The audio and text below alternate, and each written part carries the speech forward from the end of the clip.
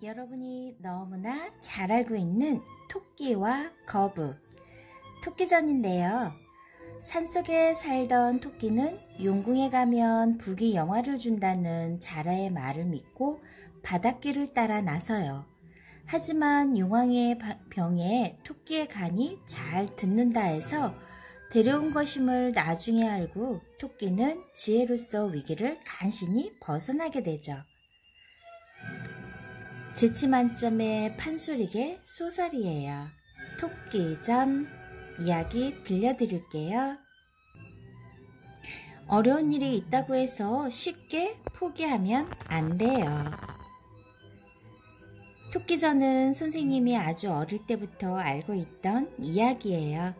누가 해준 이야기인지는 기억이 잘 나지 않지만 아마 할머니나 엄마 또는 이웃집 아줌마한테 들었을 거예요.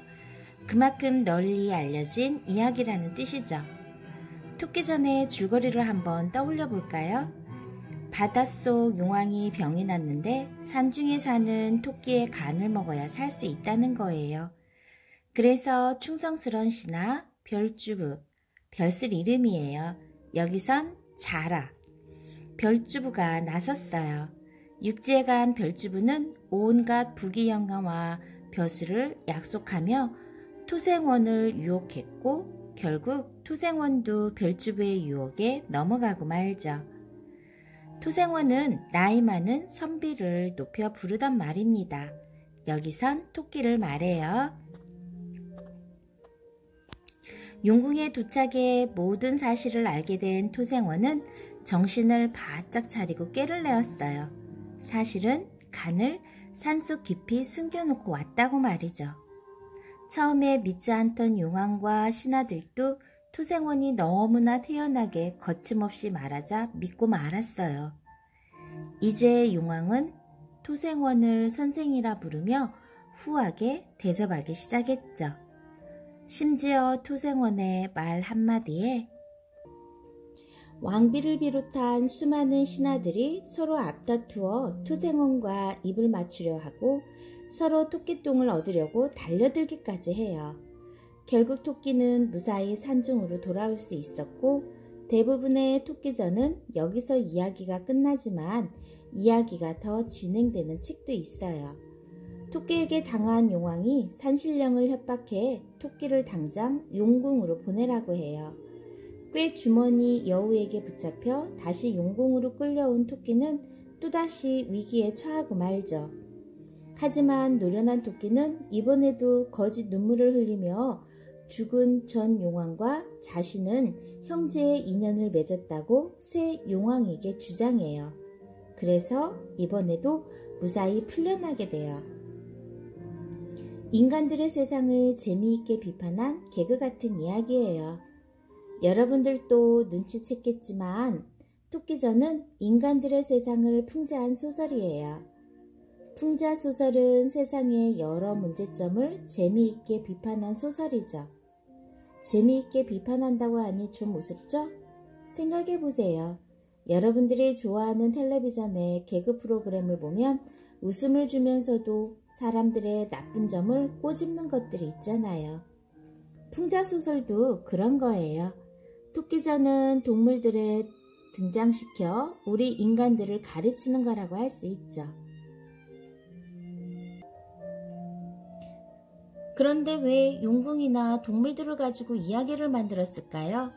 옛날에 왕이 절대적인 힘을 가지고 있었기 때문에 왕에 대한 이야기를 지어내면 큰일이 날 수 있었거든요. 그래서 실제로 존재하지 않는 용궁이나 용왕, 그리고 동물들을 등장시킨 거예요.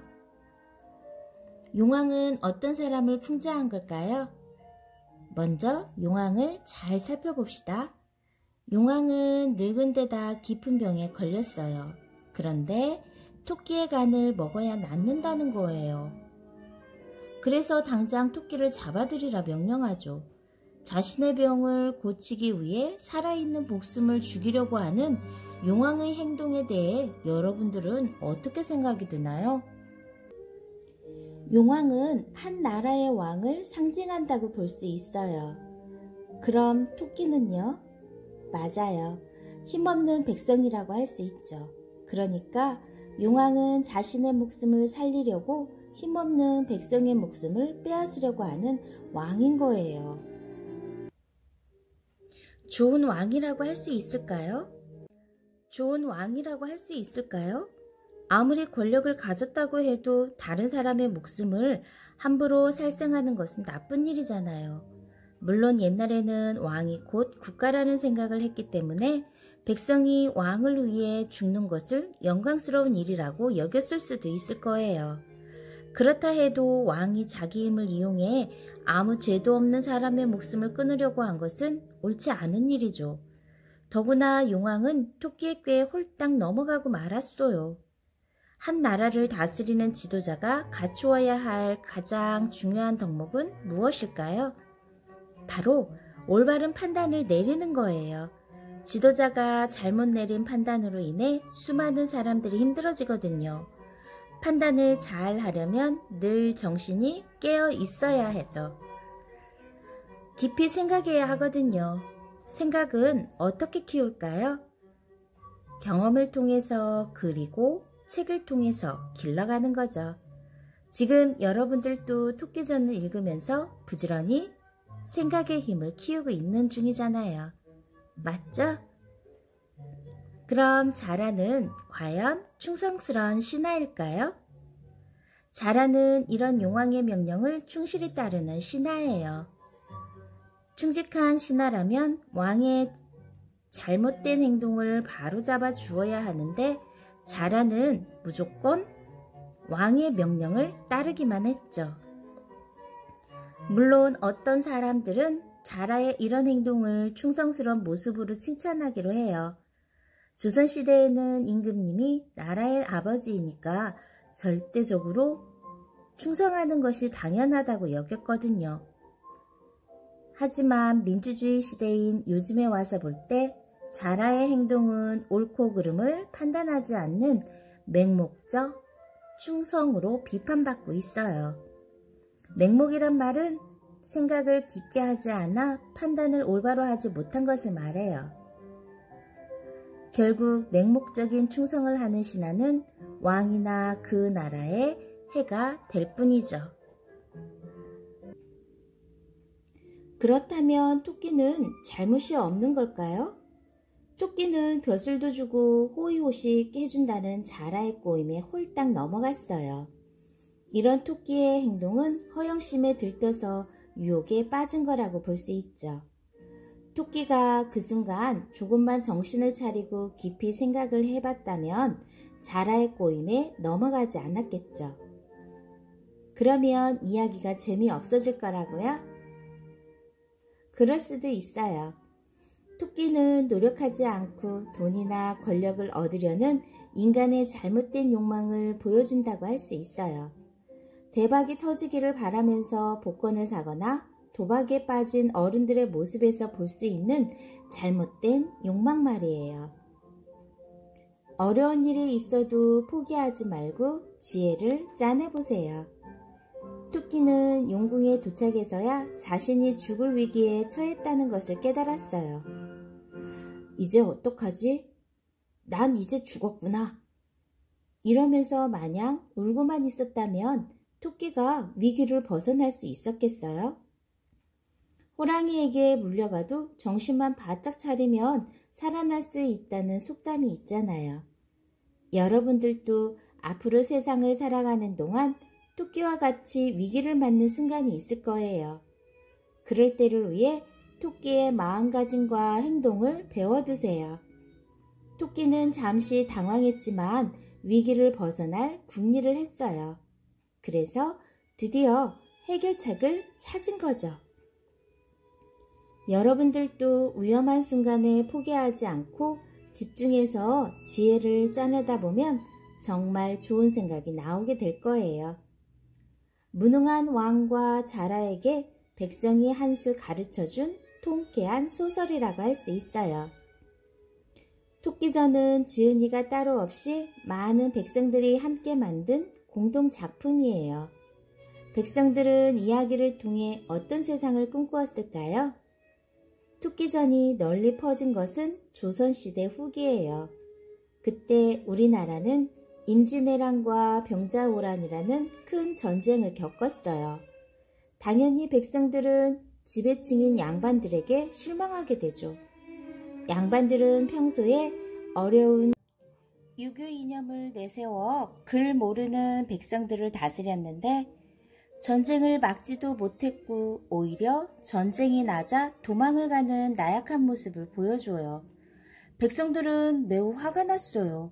지배층의 무능함을 욕하고 싶은데 그렇다고 함부로 대들 수는 없잖아요. 그래서 이야기를 통해 자기들이 하고 싶은 말들을 토해낸 거죠. 백성들은 토끼가 용왕을 속이고 후한 대접까지 받는 것을 보고 통쾌함을 느꼈을 거예요. 이야기대로라면 토끼의 지혜가 왕보다 한 수 위인 거죠. 이것은 무능한 왕을 비판하는 동시에 백성이 똑똑하다는 것을 강조하는 거죠. 또 조선 후기에 들어서면서부터 백성들의 목소리가 높아졌다는 것을 뜻하기도 해요. 그렇다면 시대가 달라진 오늘날에도 우리가 여전히 토끼전을 읽는 것은 왜일까요? 잘 생각해 보세요. 토끼전에 나오는 동물들의 모습이 오늘날 누구를 닮았는지 말이에요. 오늘날에도 분수를 모르고 허영을 쫓다가 위기에 처한 사람들이 많아요. 토끼의 행동을 보고 자기를 반성할 수도 있고 살아갈 희망을 얻을 수도 있지 않겠어요? 토끼전은 결국 예나 지금이나 정직하지 못하고 잘못을 저지르는 인간들의 모습을 비판하며 우리에게 어떻게 살아야 옳은 삶인지 가르쳐주고 있어요. 이런 상상 어때요? 토끼는 물속에서 숨을 못 쉬는데 어떻게 용궁을 다녀왔을까요? 토끼가 자라의 등에 업혀 용궁에 다녀오잖아요. 토끼는 어떻게 바닷속 용궁까지 무사히 다녀왔을까요? 물속에서 산소 마스크라도 쓴 것일까요? 알면 더 재미있는 이야기. 동물 이야기로 인간 세상을 풍자한 우리 고전소설. 동물을 등장시킨 고전소설로는 장기전, 두껍전, 서옥설 등이 있어요. 장기전은 꿩이, 그리고 두껍전은 두꺼비가 나오는 이야기죠. 그리고 서옥설에는 쥐가 나오는데 여러분들이 읽기에는 곽지의 재판이란 제목으로 다시 쓰인 게 있어요. 판소리계 소설이란 무엇일까요? 토끼전은 이름이 아주 많아요. 수군가, 토별과, 토끼타령, 별주부타령 등으로 불리기도 하고 토끼전, 별주부전, 토별산수록 등으로 불리기도 해요. 뒤에 가 또는 타령이라고 붙은 것은 판소리 가락의 이름이고 전이나 록이라고 붙은 것은 소설로 기록된 것을 말한답니다. 판소리 가락은 일종의 노래예요. 소리꾼이 부채 하나 들고 무대에 나와 북을 두드리고 고수의 장단에 맞춰 노래로 이야기를 풀어놓은 것이죠. 서양으로 보자면 오페라라고 할 수 있어요. 다른 점이 있다면 오페라는 많은 등장인물이 나오지만 판소리는 소리꾼 혼자 여러 역할을 하면서 이야기를 들려준다는 게 다르죠. 판소리는 옛날 이야기에 가락을 붙인 거고 고전소설은 판소리를 문자로 기록한 거예요. 조선시대의 판소리는 대단한 인기를 누린 예술이었어요. 장터나 공연장에서는 판소리 공연이 빠지지 않았죠. 이런 판소리가 다시 소설로 기록되어 더 많은 사람들에게 전달된 거예요. 토끼전과 같은 판소리계 소설은 지은이가 없는 게 특징이에요. 아니, 엄밀하게 말하자면 지은이가 수십, 수백 명이죠. 수많은 사람들에 의해 변형되고 다듬어졌기 때문이에요. 특히 판소리는 주로 서민층에서 즐기던 예술이니까 서민들의 생각이 이 이야기 속에 많이 담겨 있는 거라고 생각돼요. 자, 어떤가요? 그동안 여러분이 알고 있던 토끼전, 조금 더 많이 생각해 볼 수 있는 시간이었죠? 오늘 한 번 더 천천히 꼼꼼히 둘러보며 그 속에 나온 등장인물에 대해서 다시 한번 생각해 보는 시간을 가져보세요. 좋아요, 구독 꾹 눌러주시면 계속해서 함께 할 수 있어요. 감사합니다.